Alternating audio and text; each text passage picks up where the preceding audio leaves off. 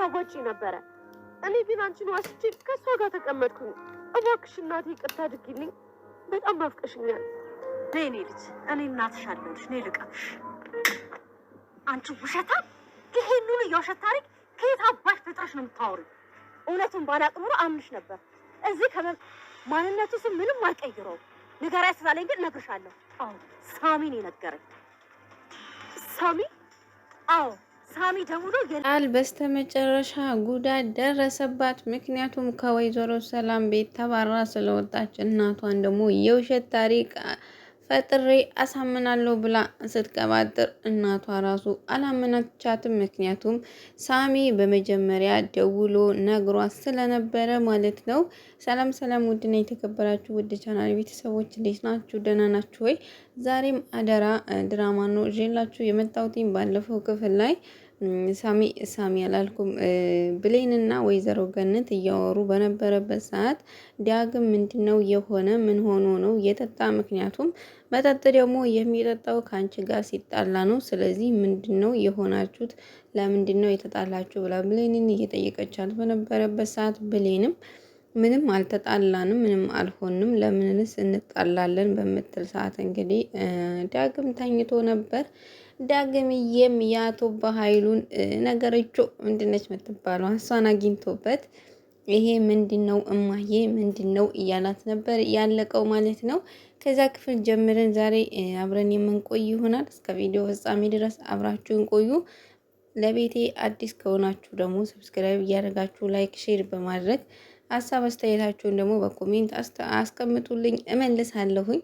የእናንተ ኮሜንት ለእኔ ብርታቴ ነውና ዳግምም ያችን መድኃኒት ልበላችሁ መድኃኒቷን አግኝቷት እንግዲህ ይሄ ነገር እዚህ ቤት እንዴት ሊመጣ ቻለ?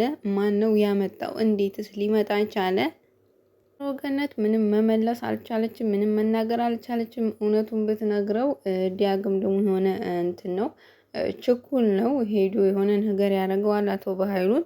ከዛም በኋላ ልጇ ደግሞ እስር ቤት እንዲገባ አልፈለገችም። ወይዘሮ ገነትም ከብሌን ጋር እያወራች ስለነበረ ስልኩ ድንገት ሲቋረጥባት ብሌንም ሄሎ ብትል ወይዘሮ ገነት የለችም። ምክንያቱም በድንጋጤ ስልኩን መሬት ስትለው ያው ስልኩ ተከፍቶ ያው ባትሪው ስለወጣ መስራትም አይችልም ነበረ።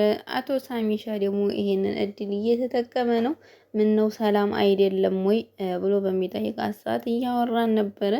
ግን ደግሞ ስልኩ ጸጥ አለ። ደግሜ ራሱ ስደውልላት ስልኳ እየሰራ አይደለም። ምን ሆና ይሆነ ብላ እንግዲህ ብሌንም በጣም ነው የተጨነቀችው። የቃል ስንሄድ እንግዲህ ቃልም ወደ እናቷ ቤት ከዚህ በፊት እብድ ነች፣ አሳዳጊ እናቴ ነች፣ ስድበድበኝ ነበር ብላ ለወይዘሮ ሰላም ያላደረገቻትን አደረገች ብላ እንግዲህ የገዛ እናቷን የካደቻት እናት ቤት እየሄደች ነው። ሁሎችም አሁን ላይ አንቅረው ተፉኝ። አቶ በኃይሉ ራሱ እኔን አሁን ከእንግዲህ በኋላ አይፈልገኝም እያለች ወደ እናቷ ኮተት እያለች ነበረ። ያችን ስሙን የምታክል ቦርሳዋን ይዛ ጊዜ ስመኘው የነበረውን የሰላምን ሀብት እሱም ከእጄ ላይ ወጣ። ከእንግዲህ እኮ ምንም የለኝም፣ ባዶ ነኝ፣ ብቻዬን ቀረሁ። እንዳሁኑ የባዶነት ስሜት ተሰምቶኝ አያውቅም።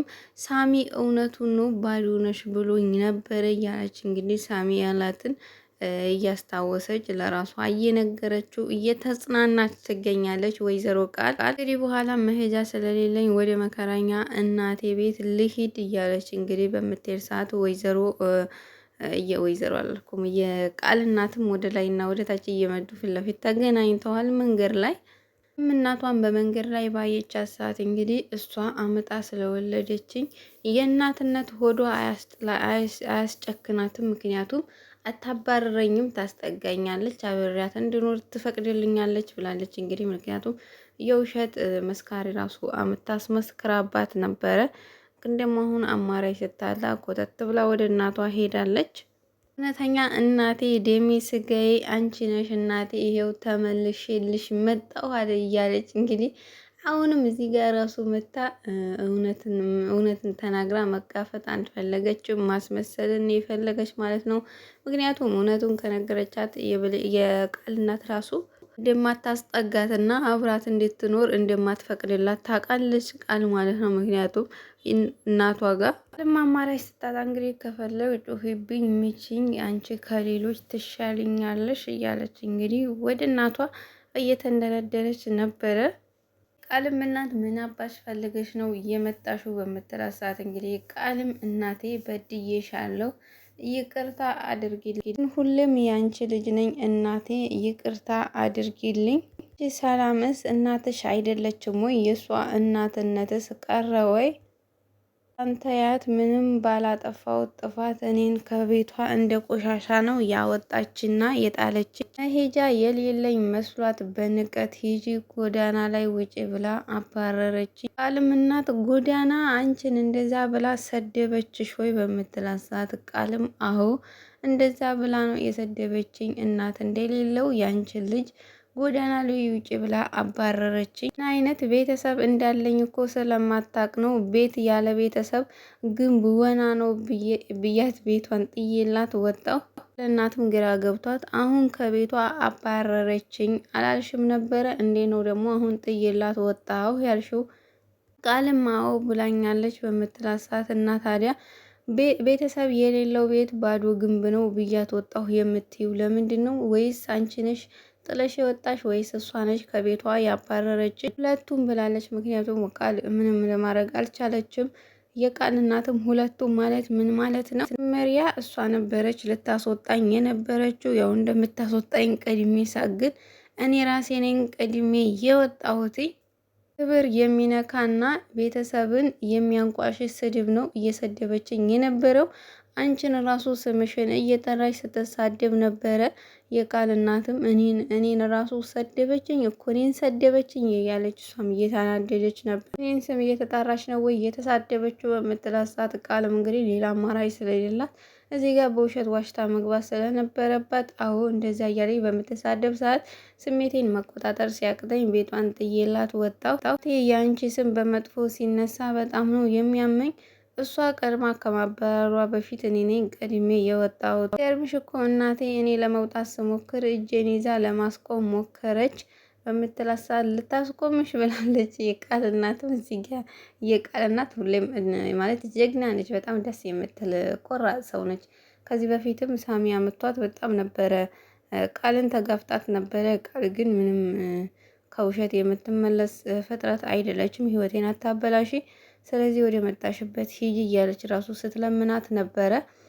የቃል እናትም እውነቱን ሳላወጣ የትም አልሄድም ብላ እንግዲህ በጣም ነበረ እዛ የተቀመጠችው እና የዛ ጊዜ ራሱ ለምታደርገው ነገር በጣም ቆራጥና የሆነ ጀግና ነች። ሰላም እና እሷ ቢቀያየሩ አሪፍ ነበሩ። ሰላም ብዙ ነገሮችን ዝም ብላ በጭፍን ነው የተነገራትን የምታምን። የቃል እናት ግን ዋው በጣም ምርጥዬ ነች፣ ቆራጥ።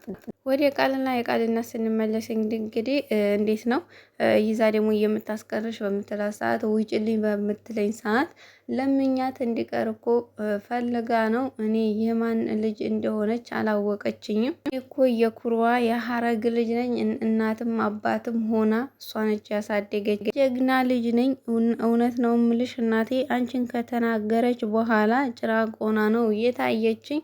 ዘሮ ሀረግም እንግዲህ እንኳንም ልጄ እንኳንም መጣሽልኝ፣ እሷ ማና አባቷ ስለሆነች ነው አንቺን የኔ ልጅ የምትሳደብና የምትነካ ብላ እንግዲህ ልታቅፋ ስትል ወይዘሮ ሀረግም ቀይረን ያለችባት ሰላምዬ እኔ እንደዚህ ድንግጥ ልበልልሽ ማለት ነው። እንግዲህ ተመስገን ብላለች መጨረሻውን ሳታቅ ማለት ነው። ምክንያቱም ከሰላም ጋር የተባረርኩበትን እውነቱን ብታቅ ኑሮ እንኳን ልታስገባኝ ስፊቷ ራሱ እንዲቆም አትፈቅድልኝም ነበረ።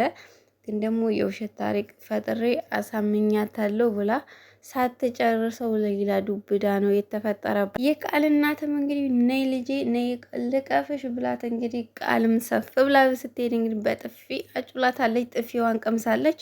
ምክንያቱም ወይዘሮ ሀረግ ማለት ነው ይሄን ሁላ ፈጠራ ነው ያመጣሽው። እውነትም እኮ እውነቱን ባላቅ ኖሮ እውነት ነው ብዬ አምኜሽ አስገባሽ ነበረ። አንቺ እየተበላሸሽው ከውሸት ላይ ውሸት አይሰለችሽም? የምታደርጊው ጊዜ ከመምጣትሽ በፊት እያንዳንዱ ነገር ነው ቀድሜ የሰማሁት። አንቺ